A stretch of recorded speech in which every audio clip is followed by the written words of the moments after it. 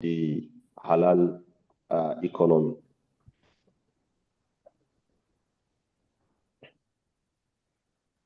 So we're going to start with the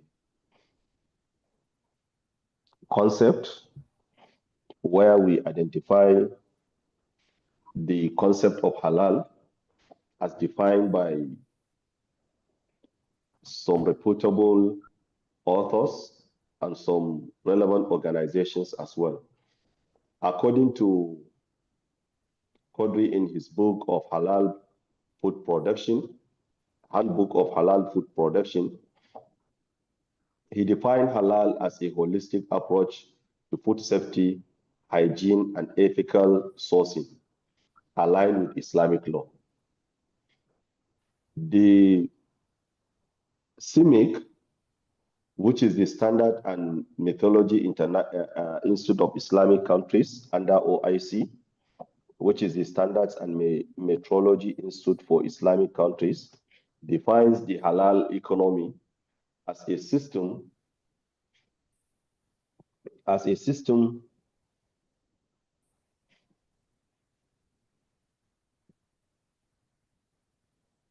of production, trade, and consumption governed by Sharia principles. It also views halal as a comprehensive lifestyle economy, not just a certification label. It's not only about the halal logo that can be placed on some product foods, but rather it is beyond this. It is a comprehensive lifestyle. That is to say, a Muslim is expected to live a comprehensive halal lifestyle. Because one of the key misconceptions of people on halal to think that when it is halal only relates to halal logo. If halal logo is placed on any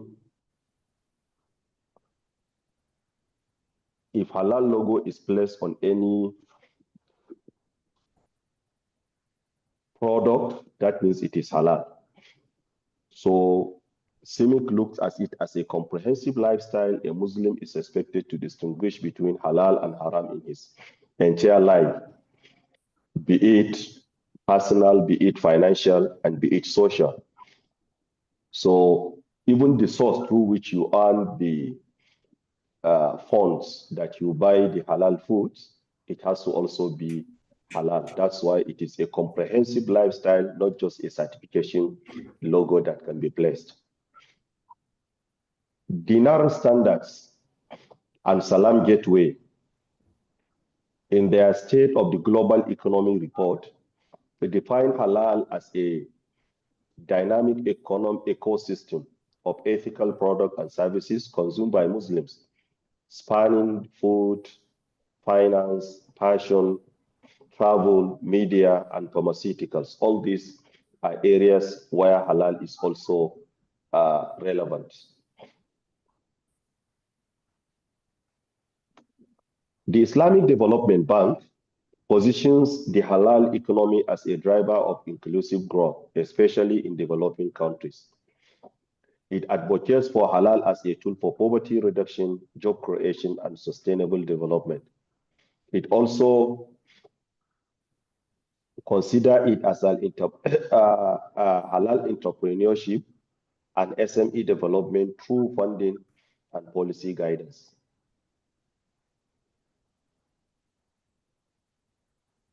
So now we're going to look at a short historical background of the halal economy.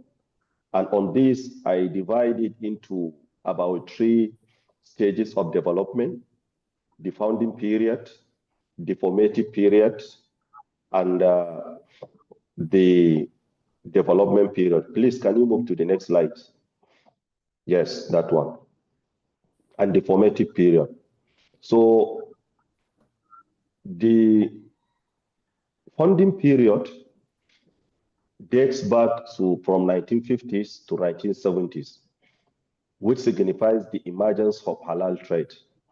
The old halal issue has been there for the past 14 centuries in the early days of Islam.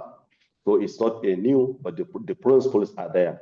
But the concern on halal by Muslims and institutionalizing it as a business, this is very recent. So the emergence of halal trade in the post-colonial Muslim majority nations began by institutionalizing through creating demand for processed halal goods. This is where it started. The migration to Western countries as well, where Muslims, since the colonial activities, Muslims began to go to Europe, UK, USA, and other Western countries. So Muslims in diaspora communities seeking halal products abroad began to seek for halal foods because of the prevalence of non-halal foods, as well as even financing. Malaysia and Indonesia began institutionalizing halal standards in the 1970s and 80s under the certification agency that is known as JAKIM, as we're coming to explain, laying the groundwork for certification bodies. This signifies the founding period. At least the situation now is suggesting that there is need for institutionalizing this halal issue. Now the formative period began with the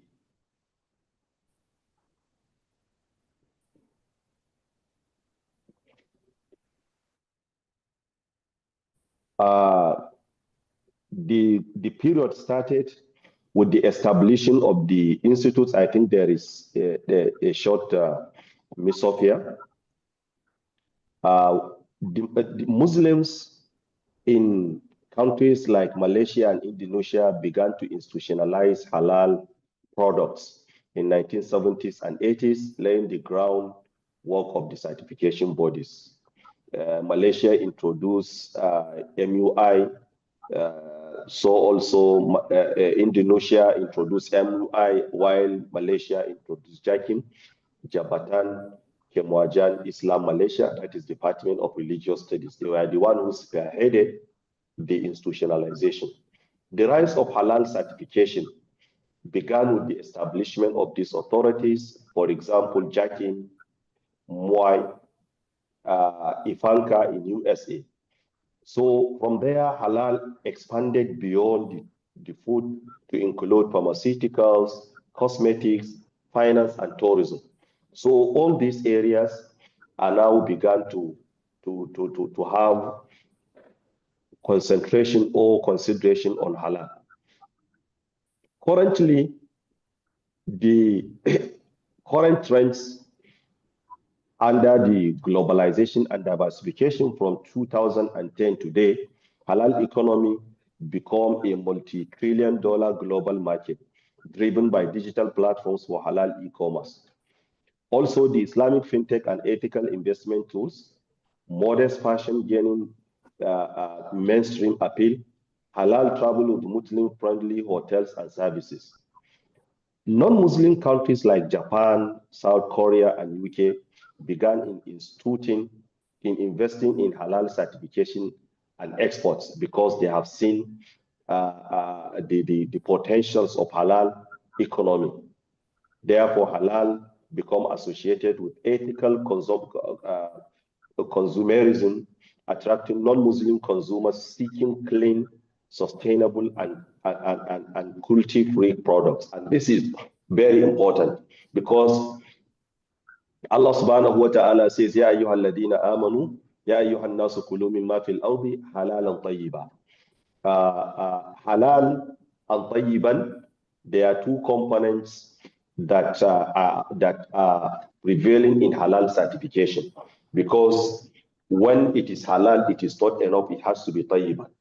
And this component of tayyiban is what actually drive many non-Muslims to even patronize halal products and services, because they know whatever is being certified halal, it is harm-free, it is hygienic, and it has undergone a lot of screening. So this is one of the trends in the modern time.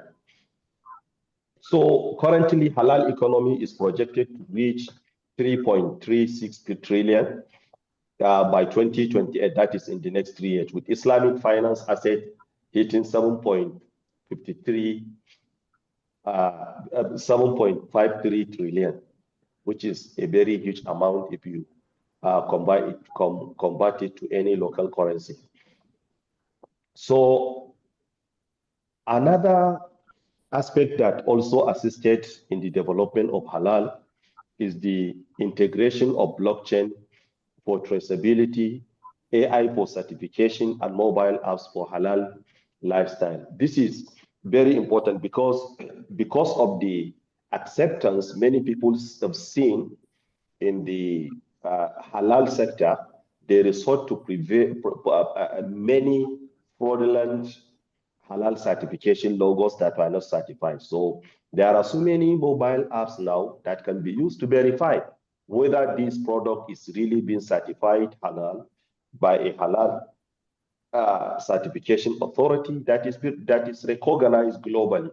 So this is where technology comes. So also policies of both governments in OIC and non-OIC countries are integrating halal into national economic strategies. And this is what we've seen in the recent history, in the recent time, where many countries are trying to key into it because of the value they have seen in it. It's not about even religious persuasions, rather, it is about the value proposition of halal that they have seen. Now let's briefly talk about the key sectors of halal economy. There are so many sectors in halal economy. The first and foremost is halal food, which is the largest and fastest growing sector because it is the one that people are much more concerned on, because there are a lot of religious prohibition on it. So Muslims are very keen and are very concerned about it. So it includes meat, dairy, grains, snacks, and beverages. All these are components of halal foods. It is driven by demand by clean label, natural, and ethically sourced products. So innovations in plant-based halal, blockchain certification, and halal convenience foods. And even this issue of the GMO, genetically modified organisms, is also part of the things that are going to be certified before putting any halal logo. So the issue of food is the largest and fastest growing halal sector of halal economy. The second one is the Islamic finance. This covers banking, takaful, that is Islamic insurance, investment, and fintech, that is the capital market investments. Based on Sharia principles, where there is no riba, riba is always avoided, and no speculation, which is garal, and the business should be ethical. There will be no speculation, no gambling, no other unethical components in it. Recently, digital Islamic banking and ethical fintech platforms are booming because people are looking for alternatives because of the high demand for fintech. Now, let's have a short overview of having seen the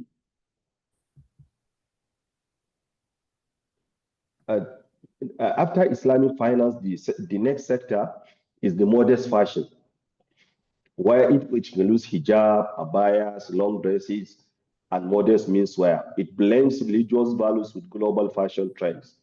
Popular among both Muslims and non-Muslims consumers seeking ethical and inclusive fashion. So there is also halal fashion, where it involves the cloth, where at least Muslims, particularly women, should cover their body parts, and they should not do any tabarruj, which is a very grievous sin Islamically. Another component is halal travel. It focuses on Muslim-friendly tourism. Halal puts prayer, facilitates facilities, privacy, and family-oriented experiences. Countries like Malaysia, Indonesia, Turkey, UAE, and the likes lead in the infrastructure and services. Many people want to go to holiday, but as we all know, the people going there, mostly you will see that there are a lot of moral decadences and social biases. So as a Muslim who wants to go to halal area, particularly in Malaysia, Indonesia, and Turkey, and even UAE, they have some places that are halal certified. You will not see any nudity in the foods. There is no alcohol. And even if there is beach, it's going to be a Sharia compliant dressing, and you will not see anything that contravenes Sharia. So such areas, such hotels with the foods, and they can even include prayer facilities, which is one of the issues that are highly neglected when it comes to tourism. If you go to any tourist area, you will find out they don't care if you like to pray in your room. Otherwise, there is no any provision for prayer. So this halal travel has taken care of this. There are also halal pharmaceuticals and cosmetics. It also includes medicines. We've taken the supplements, skincare, personal care products. It must be free from alcohol or any animal derived ingredients, particularly the one that are prohibited, like issues related to gelatin, which is sources mainly from animal, and in that animal, we've all known as established by experts that the animal that is having it in excess is pig, so we know that it is prohibited. So rising demand for organic, vegan, and halal certified products has been there as well. While tech like AI and blockchain used to trace for the traceability of the certification, as I earlier mentioned, to make sure that it is halal logo that is being certified is not just a mere name, rather it is nil halal that has undergone all the rigor of halal certification, which I believe, inshallah, in the subsequent presentations and lecture series, my brother will take you through some of these. Now, let's have a global halal economic growth projection. Where were we and where are we expecting to be? If you consider the halal food, the current value at 2023 is to 1.99 trillion, almost close to 2 trillion USD. And it is projected by 2028, in the next 3 years, to be 3.3, with the cumulative annual growth rate as 13.4. So the population growth, ethical sourcing, plant-based, halal are some of the reasons for the growth, actually. These are the key drivers for the growth. The second component of halal, which is the most developed as well, is the Islamic finance. It is the biggest in terms of the size. It was estimated to 4.93 trillion, while it is projected to be 7.53 trillion at the end of 2020 by 2028, with 8.9 year-on-year growth that is being projected. And the fintech, ethical investment, government support, particularly when it comes to issuances of sukuk, be it sovereign and the private or corporate sukuk that are also being issued in very large number. Modest fashion is also growing, even though it is not at the rate of that one. Its size is at the end of 2023 is 375 billion USD, and it is projected to grow by 6% to reach 500 billion USD by the end of 2023. While youth demand for e-commerce inclusive demanding is also an inclusive branding is one of the key drivers. The halal travel also is getting growth because it's one of the recently developed sectors of halal. That's why it is very small in size, but it is growing. If you see rapidly, if you call it comes almost second or third after the food and pharmaceuticals. So it is projected to reach 300 billion by the end of 2023. So also the halal pharmaceuticals and cosmetics also is growing from 135 billion with 11.2% year-on-year growth cumulatively to reach 230 billion by the end of 2028. So this is just a short projection. If you look at the largest one, as we mentioned, is the Islamic finance sector. As we mentioned, it has three sectors. It has Islamic banking, Islamic capital markets. It has Takaful, which is Islamic insurance.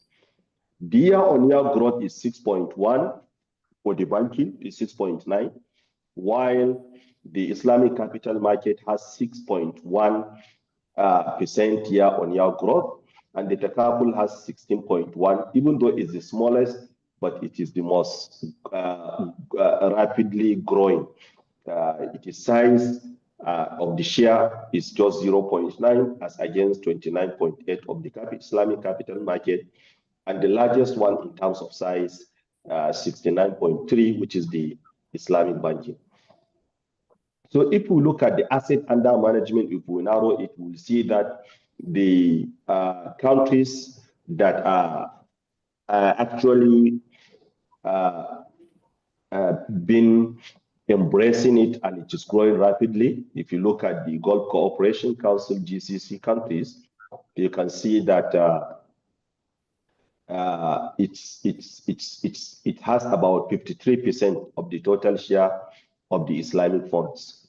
So also Southeast Asia, which comprises Malaysia and Indonesia, it has about 23%, and other Middle East countries and South Asia, they represent about 18.6%, while other African countries amount to 1.7 to maybe 2.7% cumulatively.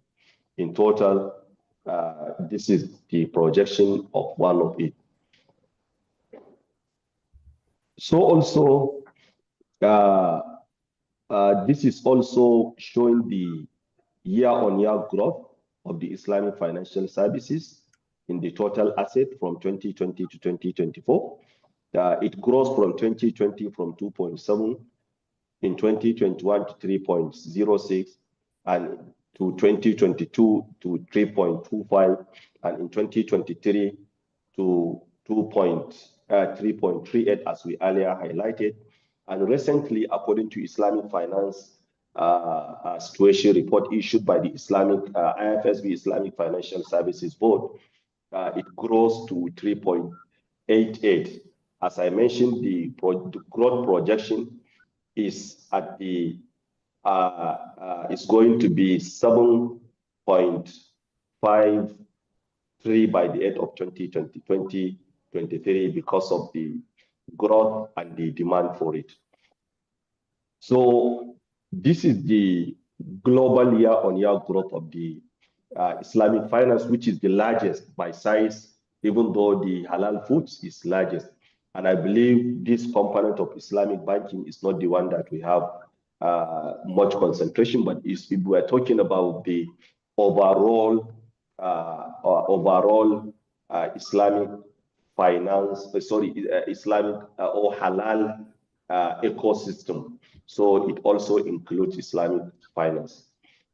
In my conclusion, considering the time factor, though Namibia's halal economy is at its infancy, but the country has strong potential in food, tourism, and ethical consumer markets. There are a lot of opportunities.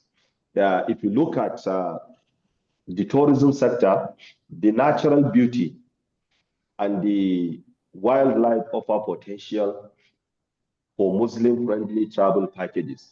For people who want to go to live maybe during the winter or during their long vacations to go to and see natural beauty and see the wildlife.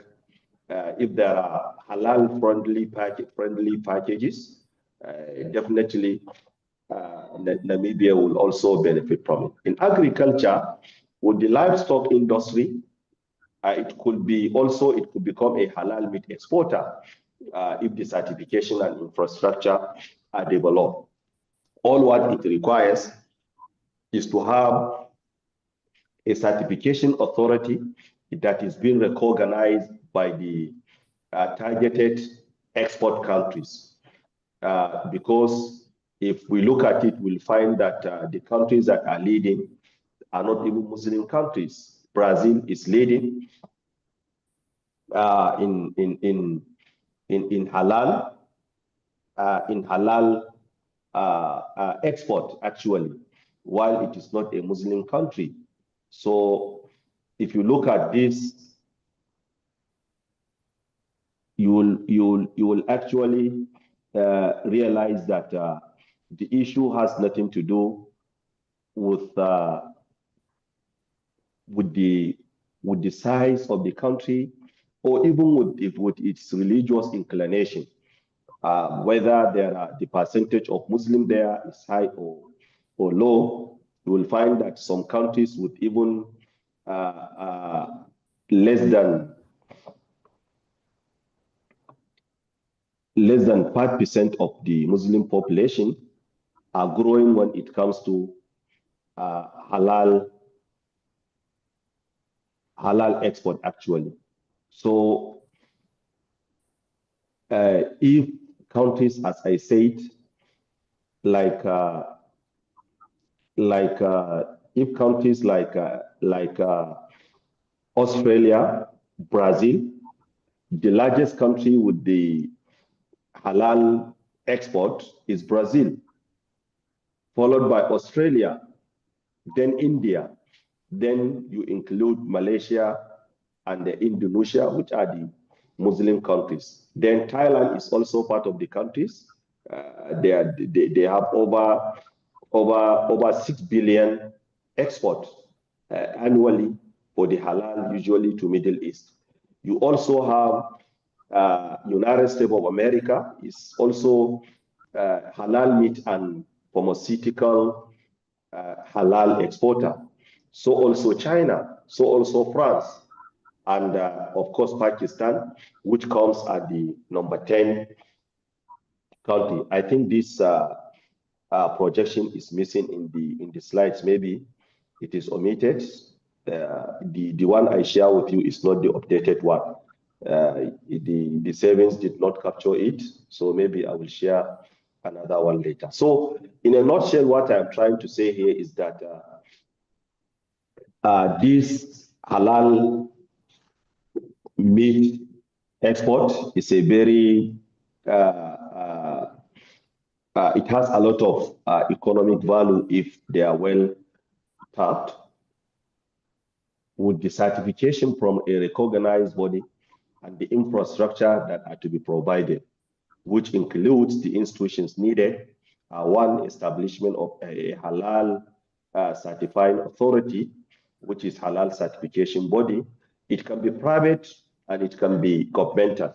It's not necessary to be a government-owned organization, particularly in the countries that are not Muslim majority. I know Namibia is one of them. So you can operate it. Halal certification body can be a private organization, and it can also certify and get recognition by international organizations that are known for certification, like JAKIM in Malaysia and SMIIC, which is for all OIC countries in Turkey. So also there is need for, when it comes to halal, when it comes to investment in halal meat, there is need of slaughterhouses, cold chains, and other halal logistics. They will all be certified. These are some of the infrastructure that will be provided. The last but not the least is education and training to build capacity on Islamic finance and halal standards. This is key because actually you cannot engage in anything that you have no vast knowledge in it. And I believe this webinar, this Globinar is also part of this last item, and I believe it is going to be a work in progress. So this is what I have. Considering the time constraint, I try to condense the presentation to at least maintain the 1 hour time, even though we are a little bit late. We late for about 20 minutes. So this is what you have. Thank you very much, Mr. Medroto, and I also appreciate the organizers for finding me worthy of this presentation. Thank you once again.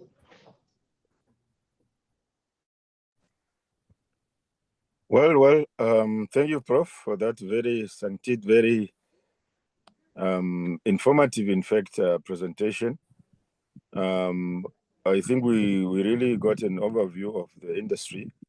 And, you know, when you're presenting the statistics, especially on the finance, the trends, it's quite exciting. I think that's where we really need to plug in. So I really appreciate Prof for that. And even just to also appreciate the initiative, you know, to have this kind of engagement.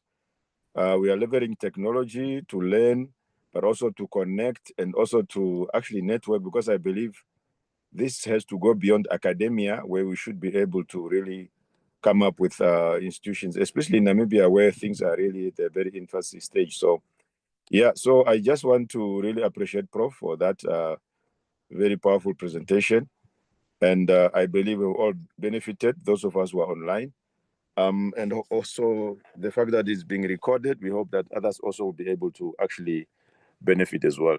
So I would just want to open the floor for input. If people have questions, if people have observations, or anything at all in terms of responding to the lecture. So yeah, anyone, you just maybe you can raise your hand. Of course, there is a way to raise your hand there. Then we recognize you and then give you a chance. And then, of course, you need to unmute. So that could be one way. Other way, you can just unmute and then come through to actually participate and engage. So, but other than that, thank you very much, Prof. I personally really benefited quite a lot just listening to you. And obviously for me also, I'm familiar with some of this information before, because I personally studied in Malaysia. I know exactly what you are talking about, because I've been to Malaysia. I know exactly how far they have gone. I did my PhD at the International Islamic University in Malaysia. And I've seen the Islamic banks, I've seen the Islamic Finance Institute. Most of this actually are spearheaded by the institution, the university where I actually studied. And of course, the different banks that they have. Obviously, Malaysia is on another level. I have not been to Indonesia, but I definitely know that in Malaysia, they have been very instrumental. And personally, I even visited JAKIM, because when I was doing my data collection, I had to visit their religious department, because I was actually focusing on conversion to Islam or reversion to Islam. So I had to visit some of these organizations, including that department. So I know exactly where it is and I engage them. So yeah, other than that, I really appreciate the the lecture. And please come through, people. The floor is open. Please come through. Assalamu alaikum. By the way, you can also write on the comment. If you can't audio, participate, you can also write on the chat there. We can read it. So Mr. Glodom is also raising hand, please. Dr. Arnwas. I just wait now. Please come through. I saw one hand there. Yes. Assalamu alaikum. Thank you so much, Prof, for the wonderful presentation, and just to add on what Dr. Shikongo mentioned, that we've benefited a lot in this short period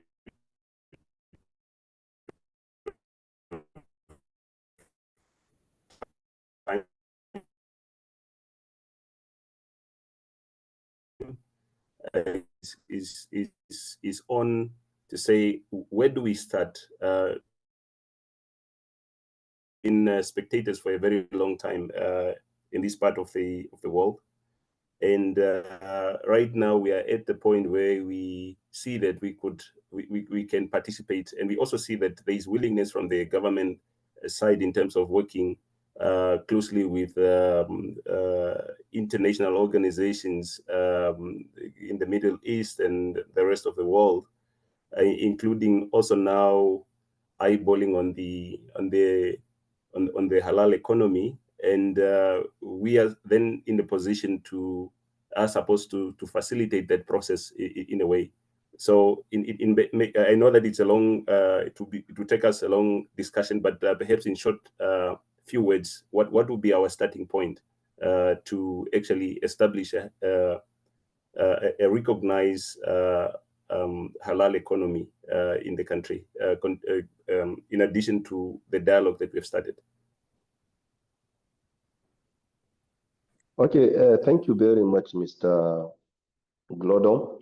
The starting point, as I mentioned, this is the first step that you have taken. That is the capacity building to understand the terrain.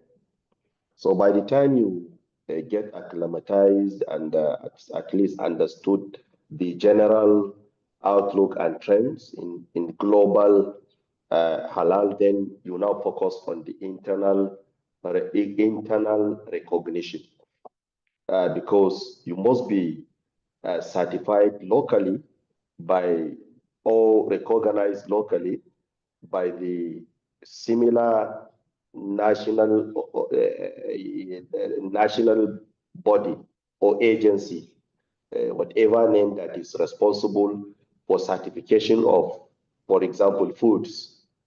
You may have a standard organization of Namibia.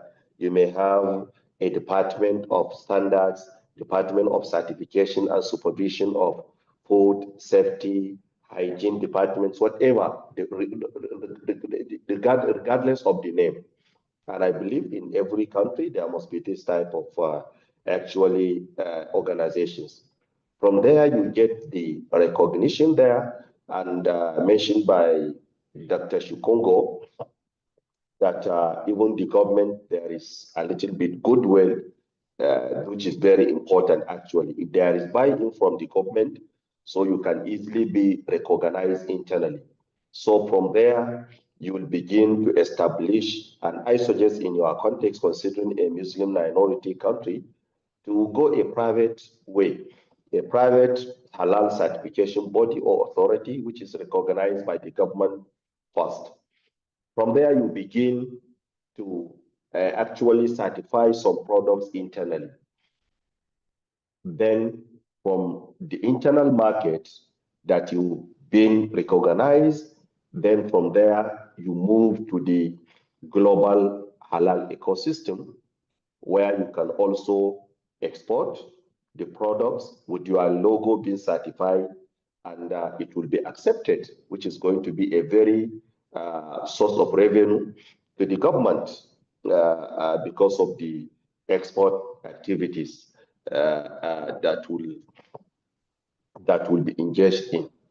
So before you go international, there is need also for global recognition, because whatever you certify will not be accepted internationally until when you are being recognized. That particular halal certification body or authority must be recognized by one of the leading halal certification bodies globally, like JAKIM in Malaysia. In many countries, this is one of the most respected and known. Once you have certified and fulfill the certification standards of JAKIM, I believe by then you can go globally. All those in GCC, all the ones in Malaysia, in Indonesia, and any other part of the country, you must be recognized. For example, if we have Namibian Halal Certification Authority, be it private or public or governmental. Now, this authority or body has been certifying products locally. Then from there, they can be go abroad and look for collaboration. You first be trained on it, on the international standards by SMIIC or by JAKIM or any other globally recognized certification authority. Then once you are recognized, you have been trained and recognized by them, then you can easily, whatever you certify will be accepted in the global halal market. So this is my humble response.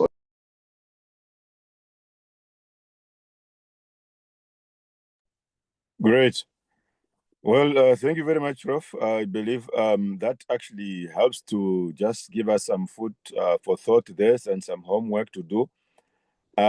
Just for information, Prof, I'm sure you have been kind of given a bit of a history of Islam in Namibia. Islam in Namibia has a relatively short history in the sense that as a community, you know, we do not have a long history of institutionalization or community organization. It's something very, very recent. So that is also part of the context within which we are actually functioning.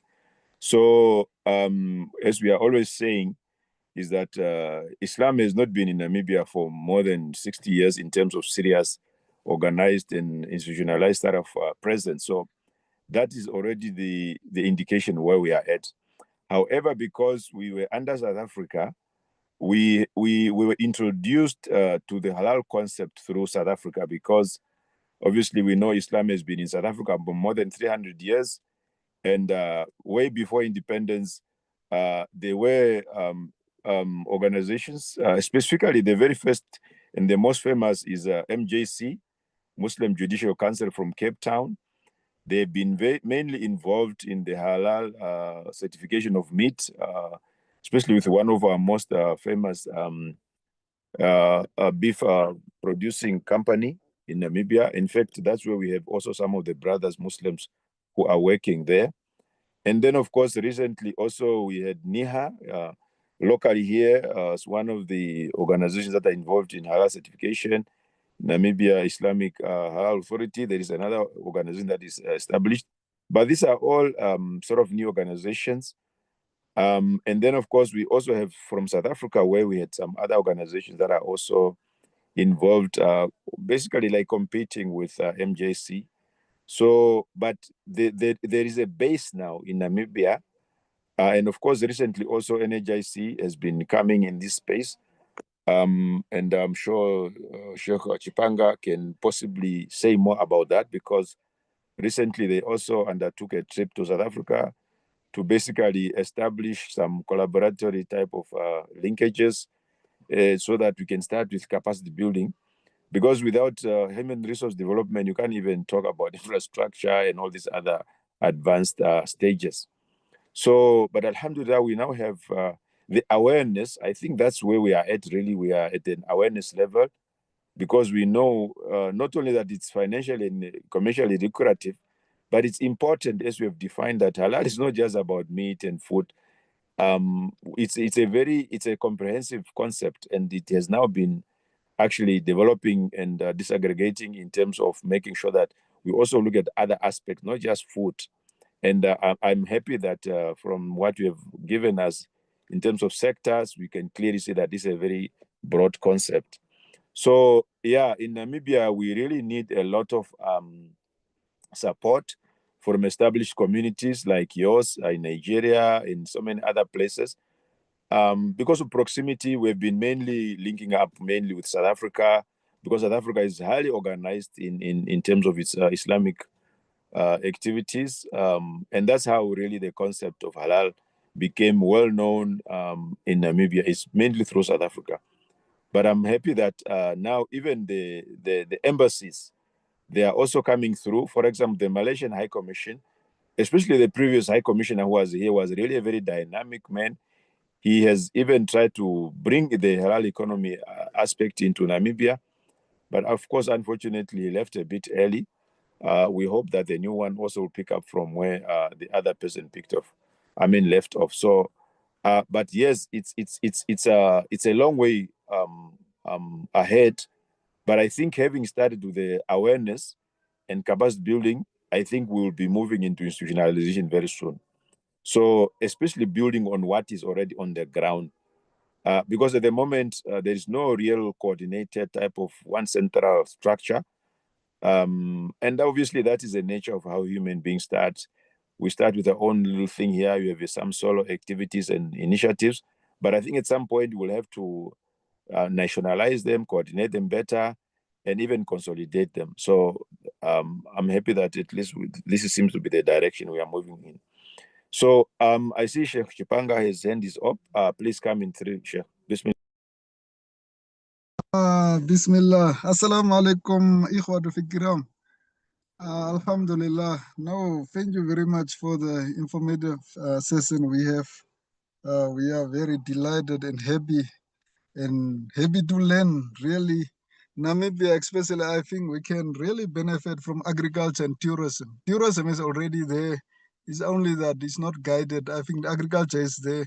As the doctor have already alluded, we have already all the halal egg, all the exporting abattoirs in Namibia is halal certified. That's the advantage. But now the problem is we are not coordinated, or big players like the MJC Halal Trust of South Africa sometimes play the big brother style of South Africa, threatening our abattoirs of markets. If we are not certifying, then you are not going to export and etc. But I think we have found a solution to that. I was with Dr. Bugaji and the others. We were in Cape Town, and we have met the president of the World Halal Council, which is also the president of Islamic Council of South Africa. And I think we are working on something. With Botswana, Namibia, as we are small, he's trying to help us. In fact, we get now markets which were threatened. I think that part is now closed because we got also our Arab brother is staying in Holland, but he have really a connections to the Arab markets and Asia Pacific, the Gulf Arabs and also the Europe. So he will assist us now with the accreditations and the recognitions from that side, and then we'll take it from there. But I think we are so excited because the market issue which we are threatened now, we have markets because he say he will give us. There are many people in demand. Namibia and Botswana beef is highly sought in the world, so he will be our guide. So I think we are reaching somewhere. We are really reaching somewhere. If we can look back to where we come from, it's. I myself have worked in the halal slaughter industry. I've been a halal slaughterer. I've been the supervisor for deboning for the meat corporation of Namibia, the parastatal, the biggest meat corporation in Namibia, which is a parastatal between government and private partners. I think I've worked also there for 2 years, and I know what is happening in the halal world. I can say. So thank you very much. I think this one will be very beneficial. I'm also working for ministry. I was working formerly for Ministry of Industrialization and Trade. This presentation, even the invitation I've sent out to our former ED, is now the ED of Ministry of Finance, and he was very interested. I sent him the presentation, and I think we are also lobbying the government to join the wagon. And also, as I'm also at the Ministry of Industries, Mines and Energy, I'm also lobbying my people that they can join the wagon. still we have although the Ministry of Trade have been shifted to the Ministry of International Relations, still I have relationship with other colleagues there. So I'm also sharing this information. So I think it will be well received. It is interesting that the global leading exporters of halal is Brazil, Australia, and India, which are really not Muslim countries even. So these are the information I think people don't have, and they will be very interesting to study and know it. Thank you very much. Great, thank you. And Thank you. I will share, inshallah, the updated slides, inshallah, with Dr. Abdullah, and we'll share it with Dr.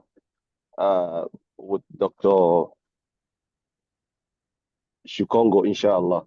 Because the one I shared, I was in haste. It wasn't updated, actually. So I will share the updated version, inshallah. Thank you, Sheikh, for this your insightful explanation and comments. Barakallah. Good. Yeah, no, that's the purpose really behind this engagement. We may not actually feel that we are doing something very serious, but I think we have started something that is quite important. And I'm hoping that it will give birth to serious initiatives, because obviously we also have to prioritize. At the moment, our main focus has been mainly on the meat and food industry. That is very clear. But obviously, as you could see there are other sectors that we also need to look at. And I think that's why sometimes people feel threatened because they only look at one sector. So they become excited when they see other people are coming in the field because they think they are going to take their things from them or something. But once you look at it holistically, you realize that, no, this is a big area. You don't have to be threatened by other people coming in the industry, because it's way, way much bigger than just food and drinks and stuff like so. Yeah.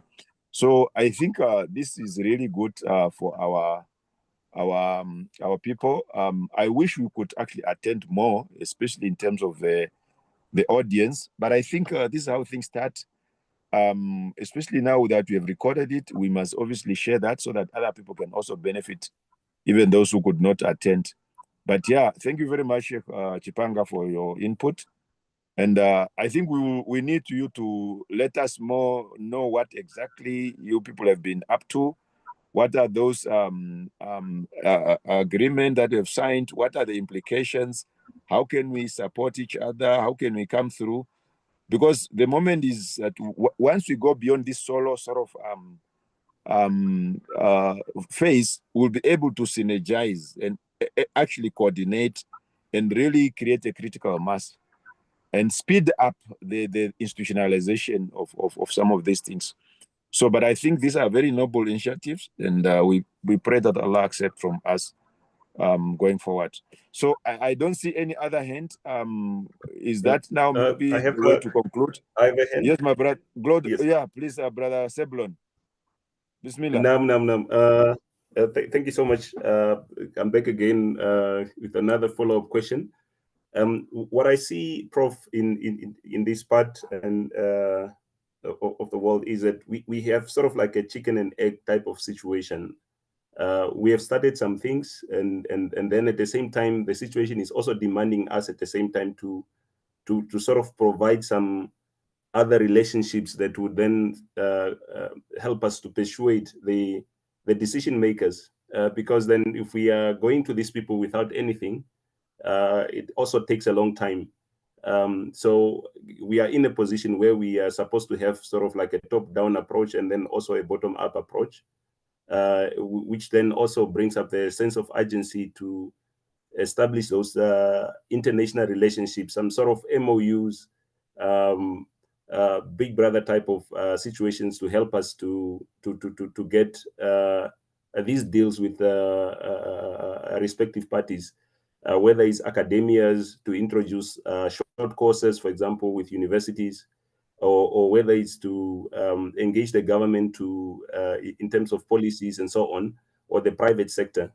But mostly to go beyond the meat sort of business, looking at the other areas like fashion, tourism, and especially finance, because that's also one of the things that the Namibian government is sort of having challenges in to bring in international investments and things like that. we are in that position where we are looking at to say, how do we build capacities of entrepreneurs locally ourselves? Because even if we establish a platform and we don't have capacity in terms of setting up lucrative businesses, we are standing a chance of still not benefiting as the community, Muslim community in the space.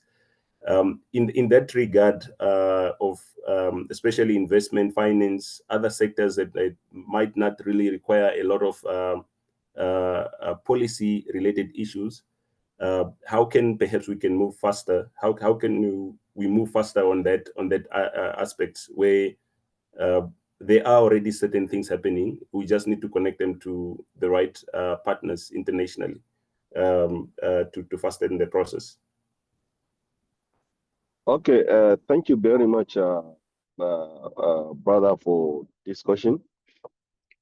Actually, as I mentioned earlier, that this is just a general overview and the outlook of the global halal economy. We cannot finish it in just this 1 hour or 1.5 hours.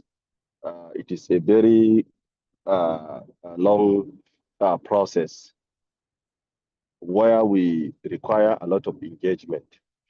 So for me to talk about this issue of strategy, we must have a kind of technical knowledge sharing session where we understand the internal operations, the legal and the operation, as well as the regulatory and operational frameworks in Namibia, so that we can advise appropriately. So, but for the capacity building, as I said, this is one of the most important that we must do. We also need to understand the financial strength, because whenever you talk about the capacity building, it involves some financial commitment. So we have to know the capacity and the financial capability of the organizations spearheading it, whether it would look for some donations elsewhere and all of that. So I believe this is not a one-time discussion. It is just a knowledge sharing session and strategy session that will also assist in doing this. So inshallah, as we continue to engage, maybe by the time you prepare, we can come in, inshallah, to support and give what we can give, inshallah. But generally, I cannot speak about how it will be done, because it differs from jurisdiction to another. So I am not much familiar with the Namibian terrain, even though I have some experiences with some countries with some similar peculiarities, that is being a Muslim minority. But then we have to informed one based on the real case scenario. Thank you very much, Brother Glodo. Thank you, Prof.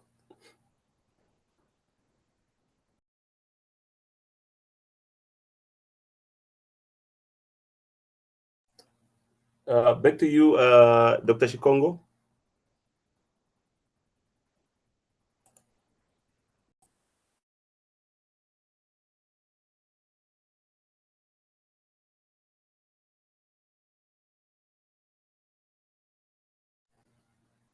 It appears that Dr. Shikongo is probably kicked out of the meeting.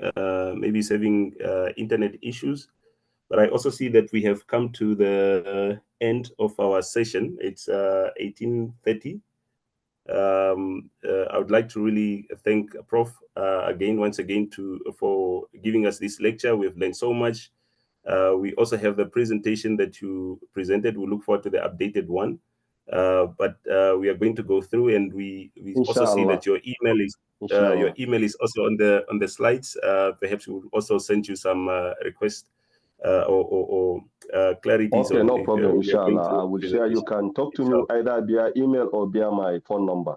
The phone number is also on WhatsApp. You can also talk to me via phone number. It's all the same, inshallah. Okay. Shukran, Sheikh. Assalamu alaikum. Naam.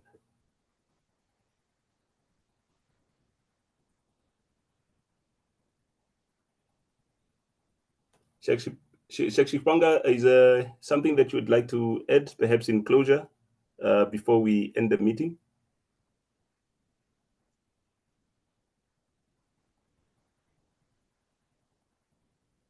You are currently muted.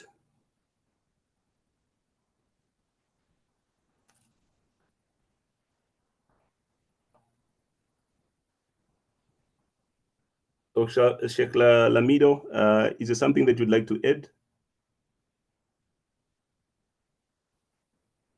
Assalamu alaikum wa rahmatullahi wa barakatuh. We thank Allah subhanahu wa ta'ala for having this very, very thought-provoking session. May Allah bless it. And we thank also our brother, Prof. Adam, for preparing and presenting this wonderful presentation. May Allah reward him abundantly. And as we know, this is just the beginning of a series of presentations. We already have the presentation of the Tawarshu to be conducted next week, hopefully, inshallah. And there are other presentations that will follow. So many of the questions that have been asked will be answered by some of the subsequent presentations that would be made by other resource persons, inshallah. We thank everybody, and we hope this will open doors for so many interactions, for so many initiatives, and even finitiatives, not only initiating. If you initiate, then you need to finitiate also. This is not a dictionary word anyway. So we hope, inshallah, this will provide an opportunity for Namibia to really be on the lead when it comes to the issue of the halal industry. More and more are coming, inshallah. May Allah bless our efforts. Wassalamu alaikum wa rahmatullahi wa barakatuh. Wa alaikum salam wa rahmatullahi wa barakatuh.